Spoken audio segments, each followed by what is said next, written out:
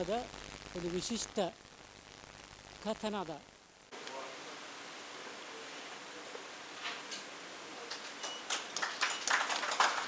ಶನಿಯವರಲ್ಲಿ ನಾನು ಕೇಳಿದೆ, ಸರ್ ನಿಮ್ಮದೊಂದು 50 ವರ್ಷ ಆಗ್ತಾ ಬಂತು ನಿಮ್ಮ ಆಡಳಿತದಲ್ಲಿ, ಏನಾದರೂ ಒಂದು ಪುಸ್ತಕ ಮಾಡ್ಬೋದು ಅಂತ ಕೇಳಿದಾಗ, ಬಿಡ್ರಿ ಏನು ಪುಸ್ತಕ ಮಾಡ್ತಾ ಇದ್ದೀರಿ ನೀವು, ಸುಮ್ಮನೆ ಎಲ್ಲ ನಾವು ಇಷ್ಟು ಕಷ್ಟಪಡ್ತಾ ಇದ್ದೇವೆ, ನೀವು ಪುಸ್ತಕ ಹೊರಟಿದ್ದೀರಿ ಅಂತ. ಅದು ಮೊನ್ನೆ ಕೂಡ ಒಬ್ಬರು ಹೇಳಿದರು. ನಾನು ಅದಕ್ಕೆ ತಯಾರಾಗಿ ನಿಂತಿದ್ದೇನೆ, ಸುಬ್ರಹ್ಮಣ್ಯ ಪೈ ಅವರೇ. ನಾನು ಇಲ್ಲ ಸರ್, ಅದು ಮಾಡಲೇಬೇಕು ಸರ್, ನೀವು ಭಾಳ ಕಷ್ಟದಿಂದ ಮುಂದೆ ಬಂದಿದ್ದೀರಿ, ಇಷ್ಟೊಂದು ಬೆಳೆದಿದೆ, ರಾಷ್ಟ್ರ ಮತ್ತು ಅಂತಾರಾಷ್ಟ್ರೀಯ ಮಟ್ಟದಲ್ಲಿ ಬೆಳೆದಂಥ ಸಂಸ್ಥೆಯನ್ನು ನಾವೊಂದು ಇತಿಹಾಸಕ್ಕೆ ತರಬೇಕು ಅಂತ ಹೇಳಿ ಅವರಿಗೆ ಒತ್ತಾಯ ಮಾಡಿದಾಗ, ಆಯ್ತು ಮುಂದುವರಿಸು ಅಂತ ಹೇಳಿದರು.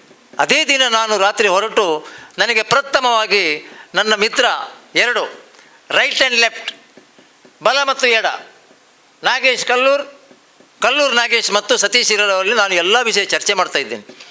ಆಗ ಅವರು ಹೇಳಿದರು, ರಫಿಯವರು ಹೊರಡಿ ಅಂತ. ಆಗ ನಮಗೆ ಲೇಖಕರು ಬೇಕಲ್ಲ, ಬರೆಯುವವರು ಬೇಕು. ವಿಷಯ ನಾನು ತರ್ತೇನೆ, ಬರೆಯಲಿಕ್ಕೆ ನನಗೆ ಗೊತ್ತಿದೆ, ಆದರೆ ಅಂಕುಟೊಂಕಾದರೆ ಪುಸ್ತಕ ಅಲ್ವಾ, ಅದನ್ನು ಭಾಳ ರೂಪದಲ್ಲಿ ತರಬೇಕು ಅಂತ ಹೇಳಿದಾಗ, ಭಾಳ ಆಲೋಚನೆ ಮಾಡಿದಾಗ ನಮಗೆ ನಾಗೇಶ್ವರವರಿಗೆ ಹೊಳೆದದ್ದು ಮಂಜುನಾಥ್ ಕಾಮತ್.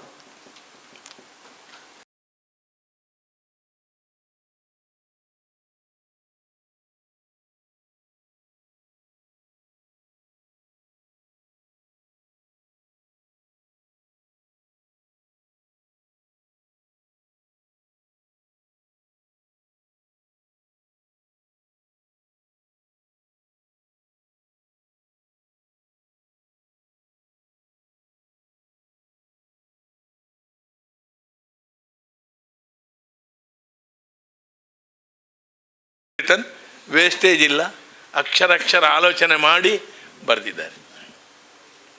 ತುಂಬ ಒಳ್ಳೆಯ ಇದು ಎಂಥದ್ದು ಅದನ್ನು ಹೇಳುವ ಕ್ರಮ. ಬತ್ತು ಮೂಲ್ಯನ ಹತ್ರ ರಘುರಾಮ್ ಪ್ರಭು ಎಂಥದ್ದು ಬೀಡಿ ಕಟ್ಟಲಿಕ್ಕೆ ಕಲ್ತದಂತೆ. ಆ ಪ್ರಾಯದಲ್ಲಿ ಎಂಥದ್ದು ಕಲಿಸುವುದಪ್ಪ, ಬಂಟ್ವಾಳದಲ್ಲಿ ಬೀಡಿ ಕಟ್ಟಲಿಕ್ಕೆ ಕಲಿಸಿದ್ದು ನೋಡಿ.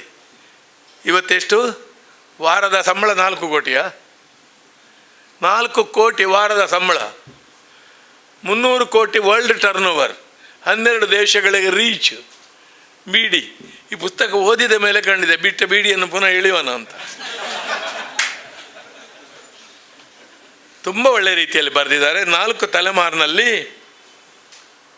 ರಘುರಾಮ